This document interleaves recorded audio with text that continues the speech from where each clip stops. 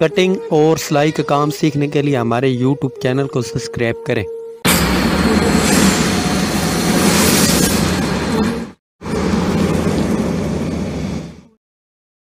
आज मैं आप दोस्तों को सिखाऊंगा गोल घेरे की कटिंग करने का नहायत ही आसान तरीका। ये आप देख सकते हैं, ये मैंने 5 इंच रखा। इसका 21 इंच घेरा है, 20 इंच तैयार है हमारा। ठीक है, आपने इधर से 5 इंच रखने। ये आपको दिखाई दे रहा है, ये मैं निशान लगाया इधर से भी और इधर से भी। ठीक है, ये दोनों सेम है। फिर आप इस तरह मार्किंग कर लें 5 साढ़े 4, मतलब ये आप अपने साइज़ के हिसाब से बना लें। ये अभी मैं कटिंग कर रहा हूँ आपके सामने ही है यार, इससे आसान तरीका और कोई भी नहीं है।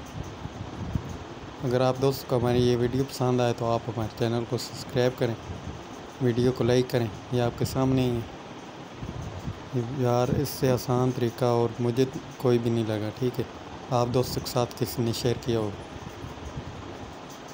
यार, ये आप देख सकते हैं।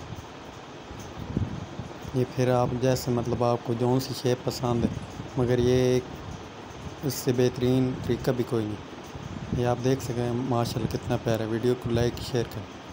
शुक्रिया।